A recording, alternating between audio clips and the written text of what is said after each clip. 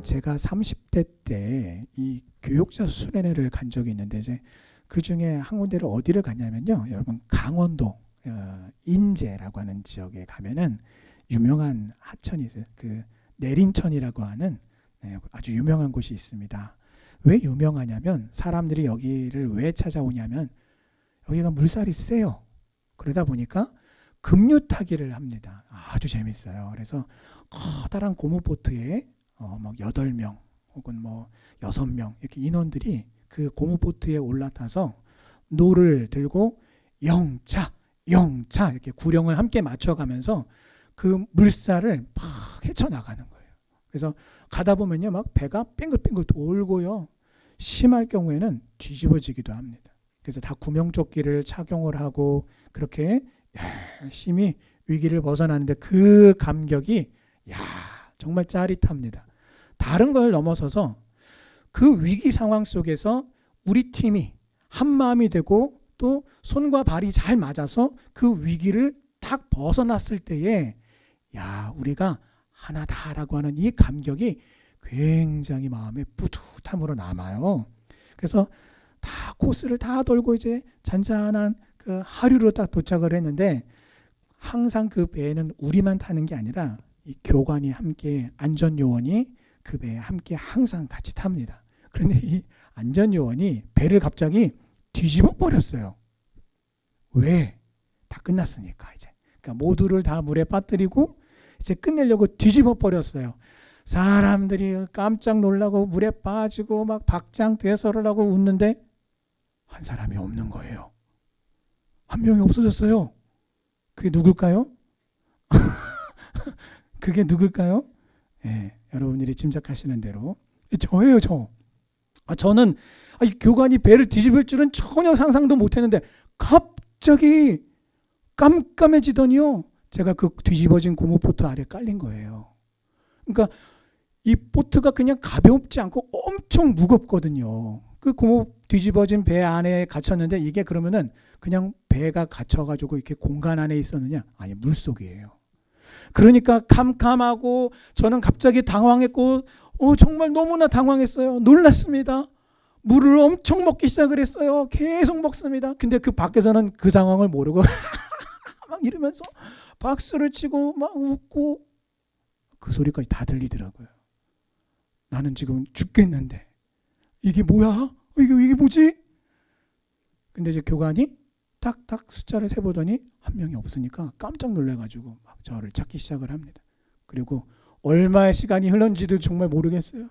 저를 배 밑에서 끄집어내가지고 그 사람들의 배를 다 함께 이렇게 들어가지고 밀어버리고 저를 꺼냈습니다. 물을 엄청 먹었어요. 말도 못합니다. 그래서 그렇게까지 긴 시간은 아니었지만 저는요, 오늘 이 말씀에 나오는 요나처럼 물고기의 뱃속에 있다가 육지로 토해진 요나의 심정을 너무나 깊이 이해합니다. 정말 이해합니다. 그래서 되돌아온 그 육지는 이전에 내가 당연한 것으로 알고 있었던 그런 육지가 아니라 햇볕도 바람도 또 신선한 공기도 풀 한 포기도 돌 하나도 다 의미가 있고 너무나 행복하고 너무나 감사했어요. 여러분, 바로 이 장면에서 지난주에 요나서 2장이 끝났습니다. 깊은 심해의 바다까지 내려갔다가 이제 다시 육지로 나온 그 요나의 모습은 그야말로 정말 참된 침례를 받은 사람의 모습이었어요. 이제 요나는 하나님의 용서를 받고 새롭게 부활했습니다. 하나님의 은혜를 경험했고 기적의 구원을 체험했습니다. 그래서 어떻게 해요? 요나에게 이제 신앙의 간증거리가 생긴 거예요. 여러분, 우리는요, 내가 이미 누리고 있고 가지고 있는 것들에 대해서, 그 하나님의 은혜에 대해서 우리는 너무 무지하거나 무감각할 때가 너무 많아요. 아파서 건강을 잃어봐야 그 건강이 얼마나 소중한 것인지를 절감합니다. 입맛을 잃은 후에야 평소에 그저 밥 한 수저 떠먹는 그 입맛이 얼마나 귀한지를 깨닫습니다. 피곤할 때 여러분 누워서 조금 쉬면 피곤이 회복되는 거, 여러분 이거 은혜예요. 한숨 자고 일어나면 좀 피곤이 풀리는 것 하나님의 은혜입니다. 건강하게 여러분 일하고 앉았다가 일어나는 것도 감사한 일입니다. 열심히 걸어서 운동할 수 있는 것도 너무나 큰 행복입니다. 그런데 우리는 이 모든 것들에 대해서 너무나 당연한 것으로 여기고 감사하지도 감격하지도 않아요. 그게 뭐요? 기뻐하지도 행복해하지도 않습니다. 그저 우리는 나를 힘들게 하고 괴롭게 하는 것들에만 꽂혀서 우울해하고 절망하며 불평하기 쉬워요. 그런 의미에서 여러분, 하나님의 은혜로 다시 일어나는 것은 너무나 큰 은혜요 행복이에요. 따스한 봄볕과 부드러운 바람, 내 마음속을 가볍게 만들어주는 산새의 흥겨운 노랫소리, 딱딱하고 메말랐던 대지를 부드럽게 두들겨주는 봄비, 내 영혼이 하나님의 은혜 안에서 새롭게 일어나면 이 모든 것들이 비로소 감사와 또 행복의 제목과 이유들이 될 수 있는 것입니다. 그런 의미에서 여러분, 나를 구원하신 하나님의 그 사랑은 영원한 찬양의 제목이에요. 나를 구원하신 예수님의 십자가는, 그 은혜는 여러분 영원한 기쁨의 이유가 됩니다. 나와 함께 하시는 성령님의 그 내주하심 역시 영원한 감격의 이유가 돼요. 우리의 마음의 중심을 하나님께 감사와 기쁨, 감격과 찬양으로 올려드리시기 바랍니다. 그 핵심은 바로 나를 구원하신 사랑과 은혜의 십자가입니다. 그럴 때에 오늘 요나에게 임한 것처럼 하나님의 새로운 소명이 오늘 나에게 임할 줄 믿습니다. 하나님의 새로운 소명은 말씀으로 요나에게 임했습니다. 그래서 1장 1절에서 요나에게 하나님의 말씀이 임했었는데 오늘 3장 1절에서 여호와 하나님의 말씀이 다시 두 번째로 임하게 되었습니다. 여러분, 우리가요 이 세상에서 이 사회나 어떤 사람 사는 이 세상에서 일을 하다가 직무 중에 태만하거나 큰 실수를 하면은요 심할서라는 걸 씁니다. 그래서 어떤 분은 그 편의점에서 그 물건을 발주를 하는데 무슨 말이냐면 내가 어떤 물건을 50개를 팔 터이니 50개를 갖다 주십시오라고 본사에다가 요청하는 걸 발주라고 하거든요. 근데 50개를 요청을 해야 되는데 잘못해가지고요 5,000개를 요청한 사람이 있어요. 근데 우리가 생각할 때는 아이고 그거 잘못했습니다. 그거 다시 되돌려 보내면 될 것 같은데 이게 모든 일들이 전산상에서 처리가 되고 돈이 왔다 갔다 하다 보니까 그렇게 되지 않더라고요. 그래서 어떤 분이 편의점 앞에다가 그 물건을 잔뜩 쌓아놓고 완전 떨이처럼 그래서 제발 살려주세요 하면서 그 아래다가 사연을 적은 그런 사진을 본 적이 있어요.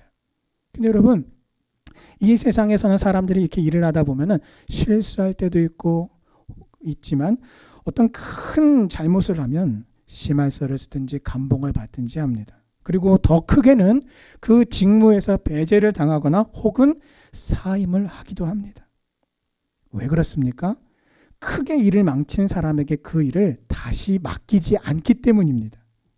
바울도요 2차 선교 여행 때 어떤 권면을 받았냐면 바나바로부터 마가와 함께 동행합시다 라고 요청을 받았는데 바울이 거절했어요. 안 됩니다. 마가는 나와 함께 갈 수 없습니다 라고 거절했습니다. 이유가 무엇입니까? 1차 선교 여행 때 단체로 같이 움직이는 와중에 자기 마음대로 단독 행동을 해서요 가던 중에 갑자기 대열을 이탈해가지고 혼자 예루살렘으로 도망가 버렸어요. 그 바울이 보면 기가 막힌 거죠. 자, 그런데 하나님은요 하나님의 얼굴을 피해서 도망가 버리고 주님의 그 말씀을 내팽개치고 사명을 저버린 요나를 너그럽게 용서하시고 다시 불러주셨습니다. 보통 남들이라고 하는 사람의 관점에서 볼 때는요 아이고 세상에나 선지자라는 사람이 세상에 하나님의 말씀을 버렸다가 도망쳤다가 하나님한테 혼이 난 그저 남세스러운 창피한 일일 수도 있어요. 더군다나 그 과정 중에 악취가 진동하는 그 물고기의 뱃속에 있었다는 그 소식만으로도 온 국민들의 비웃음거리가 될 수 있을 만큼의 큰 사건이었던 것이죠. 자, 그러나 하나님은 그런 선지자를 버리지 않으셨어요. 그저 육지에 토해져서 살아난 것만도 너무나 감사한 일인데 그걸로 끝나지 않게 하셨습니다. 하나님은 요나에게 선교의 사명을 주는 말씀을 다시 주셨습니다. 왜 그럴까요? 하나님은요, 죄인이 회개하는 것을 너무나 기뻐하십니다. 그런데 회개하고 그냥 끝내지 않으세요. 하나님은 죄인이 회개한 후에 반드시 믿음의 사명을 회복하도록 하십니다. 회심하고 돌아온 그 탕자에게 하나님은 두 번째 소명을 주십니다. 근데 그 소명을 주실 때는요, 소명을 주실 뿐만 아니라 그 소명을 감당할 수 있는 이전보다 더 큰 은혜를, 더 큰 능력을 함께 주십니다. 그래서 베드로가 3번이나 예수님을 모른다라고 저주하고 부인했지만 그가 진심으로 하나님께 회개했을 때 어떡합니까? 하나님은 그에게 새로운 소명을 주시고 그에게 더 큰 은혜와 능력을 주셔서 오순절 성령 강림 때 그의 설교 속에서 3,000명이나 되는 사람들이 회심하고 개종을 하게 됩니다. 아버지의 품을 기억하고 돌아온 탕자에게 아버지가 어떻게 대했습니까? 돌아온 아들을 멀리서 보고 여러분 측은히 여기며 달려가서 목을 안고 입을 맞추었습니다. 제일 좋은 옷을 꺼내다가 입히고 또 손에 가락지를 끼우고 발에 신을 신겼습니다. 아들의 지위를 회복시켰어요. 그리고 살찐 송아지를 잡아서 먹이고 또 이웃을 초청해서 그 즐거움과 기쁨을 함께 나누었습니다. 이처럼 여러분 하나님은요, 진실로 회개한 자녀에게 마지 못해서 사명을 주시는 분이 아니에요. 믿음의 자리로 돌아온 자녀에게 큰 능력을 주시고 큰 은혜를 입히신 후에 사명의 자리로 다시 내보내십니다. 그래서 여러분 요나의 경우는 그의 메시지를 들은 니느웨의 백성들이 왕을 포함해서 모두가 회개하는 놀라운 대부흥의 결과를 얻게 된 것입니다. 그래서 하나님은 날마다 믿음의 자리를 박차고 집을 나간 탕자를 기다리며 동구 밖에서 서 계세요. 이와 같은 나를 향한 하나님의 그 부르심과 기다리심은 단 한 번으로 끝나지 않습니다. 요나는요, 하나님께서 인자하시고 노하기를 더디하시고 인애가 크시다라고 고백합니다. 그래서 하나님은 우리의 귀가를 날마다 간절히 기다리며 내 마음의 문 앞에 서서 그 자녀인 내 이름을 부르고 계세요. 그리고 탈선하고 범죄하고 믿음을 저버리고 하나님의 은혜를 저버렸던 자녀가 회개하고 돌아올 때에 품 위에 새 옷을 입혀주시고 권 위에 그 반지를 끼워주십니다. 그리고 다시 그 자녀를 아무 일도 없었다는 것처럼 다시금 그 사명의 일터로 내보내주시는 겁니다. 이 하나님의 놀랍고 풍성한 은혜와 사랑을 맛보고 젖어든 사람은 하나님 아버지의 그 은혜의 품을 떠나서 다시스로 도망하는 나의 영적인 가출이 얼마나 어리석고 죄악되며 무모한 것인가를 절감하게 됩니다. 하나님은 배역의 길로 도망간 요나를 포기하지 않으셨어요. 그런데 가만히 보면 요나를 포기하지 않으심은 단지 요나만이 아니라 니느웨의 백성들 역시 하나님이 포기하지 않으셨다라는 것을 보여줍니다. 왜냐하면 요나를 통해서 구원받아야 될 수많은 영혼들이 구원받기를 하나님이 원하시기 때문입니다. 하나님은 처음부터 요나를 통해서 니느웨의 백성들의 니느웨의 회심과 부흥과 구원의 역사를 일으키기로 하나님이 작정하셨던 거예요. 그러므로 요나의 회심과 회복을 허락하신 그 하나님의 사랑은 곧 니느웨의 백성들을 향한 하나님의 사랑이기도 한 것입니다.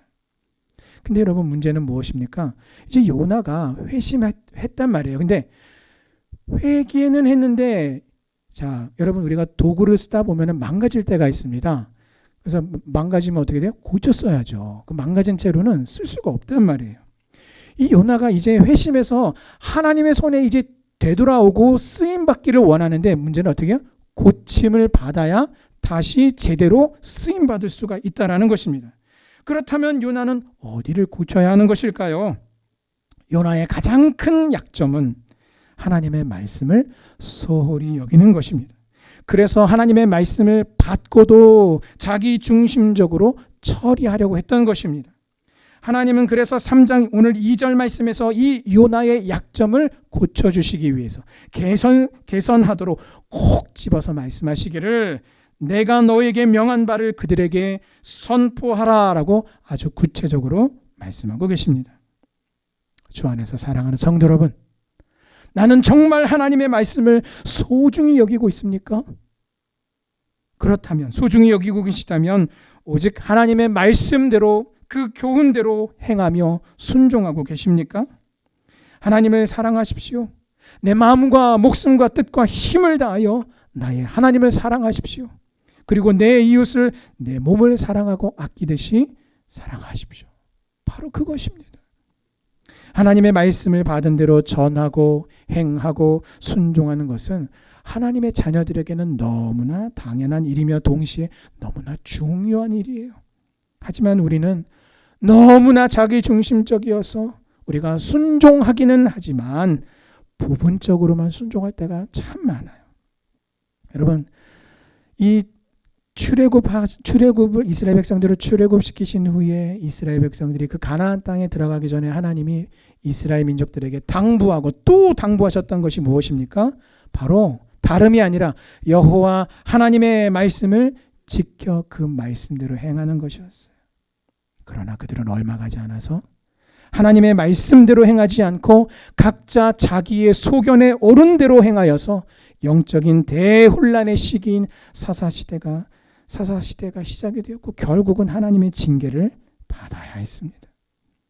여러분, 요나가 왜 지금까지 이 모든 순환과 고통을 당해야만 했습니까? 결국은 하나님의 말씀을 우습게 여기고 소홀히 여기고 가볍게 여긴 결과예요. 요나는 하나님의 말씀이 달면 삼키고 쓰면 뱉는 사람이었어요. 아무리 하나님의 말씀이 나에게 교훈한다 하더라도, 나에게 순종을 명하셔도 내 안에 있는 민족주의적인 감정과 증오의 장벽은 극복할 수 없다고 스스로 그렇게 판단했어요. 문제는 무엇입니까? 오늘 저와 여러분도 이런 식으로 우리가 판단하고 행할 때가 있다라는 것입니다. 순종해야 되는 거 알아요. 하나님의 말씀을 우리가 들어서 알면서도 지금 내가 처해진 모든 갈등과 감정적인 분열과 다툼의 그 장벽 앞에서 그것을 믿음으로 뛰어넘으려고 하지 않는단 말이에요. 그래서 하나님을 믿으면서도 우리는 여전히 가족 간에 싸우고 갈등하고 그것을 하나님의 말씀으로 은혜로 해결하려 하지 않아요. 이웃 간에도 마찬가지입니다. 미운 사람은 영원히 미운 사람일 뿐이라고 우리가 정죄하면서 우리는 하나님의 자녀라고 우리가 또 스스로 자유롭게 자부한단 말이에요. 이 모든 것들은 앞뒤가 맞지 않는 모순이고요, 부끄러운 일이며 회개해야 될 일입니다. 우리는 요나처럼 하나님의 면전에 대고 내가 이제부터 반항하겠다고 불순종하겠다고 고함을 고래고래 지르거나 하지는 않습니다. 단지 우리는요, 조용히 어떤 것은 순종하고 어떤 것은 무시해버려요. 어떤 말씀은 믿지만 어떤 말씀은 의심하거나 적당히 편리한 대로 해석하고 넘어가 버리기도 합니다.